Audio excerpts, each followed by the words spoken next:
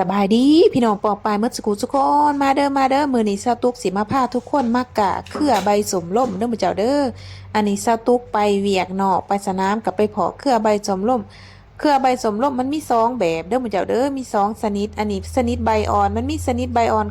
กับชนิดใบแข็งเด้ออันนี้ชนิดใบอ่อนเด้อมื้อเจ้าเด้อนี่ก็เอิ้นว่าเครือใบสมร่มคือกันมื้อเจ้าแต่สาวตุกเห็นแล้วสาวตุกมักเนาะสาวตุกมักสาวตุกก็เลยเอามาแล้วก็สิมาสาวตุก ดึงเอาเครือแก่เพิ่นหันมาแล้วสตุกก็สิมาซ้ำไว้เด้อมื้อเจ้าเด้อบางเทื่อว่าเพิ่นติดบางเทื่อว่าเพิ่นออกห่างนี่สตุกก็สิซ้ำไว้ให้เพิ่นติดให้เพิ่นเกิดแล้วสตุกก็สิเอาเมื่อปลูกอยู่เฮือนอันนี้สตุกอยู่ต่างแขวงเด้อมื้อเจ้าเด้อสตุกอยู่ต่างแขวงอยู่ต่างจังหวัดสนั่นสตุกก็เอามาแล้วสตุกก็สิซ้ำใส่กระป๋องไว้บาดสตุกกับบาดสตุกก็สิถือเมื่อนำบาดว่าเพิ่นติดแล้วสตุกก็สิเฮ็ดข้างให้เพิ่นอยู่เพราะว่าเครือใบสมร่มนี่เพิ่นจะเกิด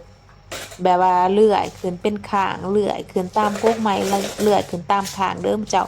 ฉะนั้นสตุกก็สิเอาเมื่อโปคันเพิ่นติดแล้วสตุกก็สิเฮ็ดข้างให้เพิ่น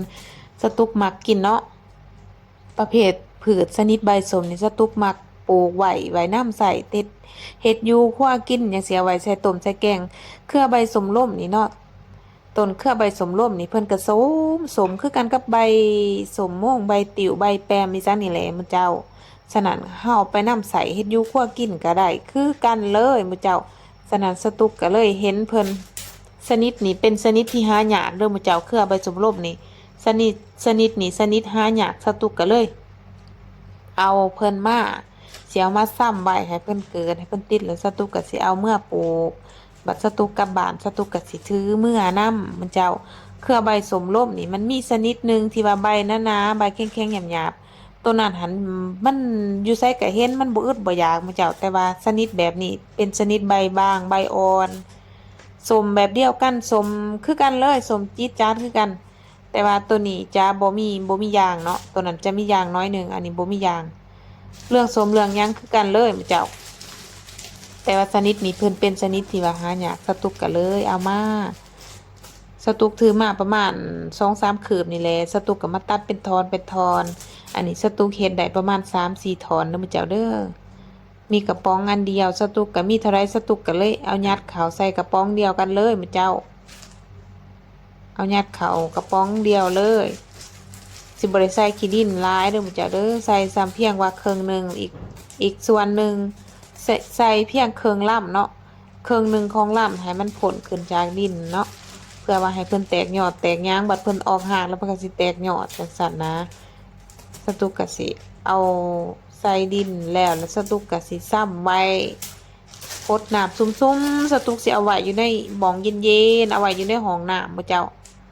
เอาไว้อยู่ในห้องน้ำให้เพิ่นเย็นบ่ให้เพิ่นเหี่ยวเซา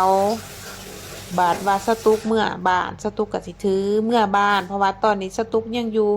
ต่างจังหวัดต่างแขวงหมู่เจ้าอยู่หม้องสตุกเฮ็ดเวียกสตุกกะสิซ้ำไว้ก่อน เพราะว่านี่ก็สิมอฮอดมื้อสตุกกลับบ้านแล้วสตุกก็ซ้ำไว้บัดสตุกกลับบ้านสตุกก็ถือมื้อหมู่เจ้าบัดเทื่อว่าเพิ่นติดเพิ่นยืนสตุกก็สิได้นอได้แนวหมู่เจ้าบัดสตุกได้นอได้แนวบัดหมู่เจ้าอยากได้สตุกก็สิปั้นให้หมู่เจ้าเอาไปปลูกนำคันว่ามันติดคันว่าสตุกได้สตุกก็สิลองซ้ำเพราะว่าเครือใบสมร่มชนิดนี้หายากเด้อหมู่เจ้าเด้อบ่ได้มีหลายเด้ ชนิดใบหญ้าใบหน้าใบแข็งหันชนิดเป็นเครือใบหญ้าใบหน้าใบแข็งหันมีหลายบ่อึดบ่อยากไปใส่ก็เห็นหมู่เจ้าเกิดตามหัวตามสวนเกิดตามทุ่งไร่ทุ่งนาก็บ่อึดจนหกจนเหือตามป่าตามดงก็บ่อึดแต่ชนิดนี้เพิ่นอึดเด้อหมู่เจ้าหายากได้เครือใบสมร่มชนิดนี้หายากเพราะว่าเพิ่นเป็นหยังหายากมันสิต่างเนาะตัวนี้เป็นเครือตัวนี้ใบสิใบอ่อนๆใบอ่อนใบบางใบเพิ่นอยากคล้ายๆคือใบพักตำลึใบพักตำนิด ทั้งหนาใบสีเขียวผืนใบทองใบเป็นสีม่วงและรสชาตินี่สมจี๊ดจ๊าดรับหูรับตาโลดหมู่เจ้าใส่ต้มใส่แกงนี่แซ่บคือกันกับเฮาใส่ใบสมใบอีจังนี่แหละคือใส่ใบมะขามใส่ใบติ๋วใบแปมใบสมโมกอีจังนี่แหละรสชาติอันเดียวกันเลยหมู่เจ้าทอแต่ว่าเป็นหยังสตุกจึงเอา สตุกอยากให้มีหลากหลายอยากให้มีหลากหลายเสบียงอาหารไว้ในหัวในสวนมีหลากหลายแม่นอยู่ว่าใบสมใบอีสังก็ได้แต่ว่า สตุกก็อยากให้มีหลายๆแบบหลายๆชนิดว่าสันสะสตุกกับพอเพิ่นโอ้ยเพิ่นหายากขนาดชนิดนี้หายากเด้อหมู่เจ้าเครือใบสมร่มชนิดนี้หายากบ่แม่นสิเห็นเรื่อยๆได้บ่แม่นว่าไปไสก็สิพอเพิ่นเรื่อยๆบ่ค่อยได้พอได้เนาะสตุกก็เลยจริงว่าอยากเอาเพิ่นเมื่อเอาไว้เอานอเอาแนวนี่เด้คือสตุกว่าแหละทองใบเป็นสีม่วงสีม่วงอมแดงสีม่วงอมแดงทองใบทางหน้าใบเป็นสีเขียวเลื่อยขึ้นตามกกใหม่คือกันเป็นเครือคือกันแต่ว่าเครือเพิ่นนี่สิเป็นเครืออ่อนเครือบ่ได้หยาบเครือบ่ได้แข็งคือเครือคือใบสมร่มตัวใบหนาตัวใบหนาเครือหยาบเครือแข็งตัวนี้เครืออ่อนๆแบบเดียวกับเครือตำนินเครือตำนินแบบใดก็แบบนั้นความหยาบความอ่อนซำใดก็แบบนั้นใบก็คือกันใบหนาใบอ่อนใบบางซำใดก็แบบเดียวกับใบตำนิน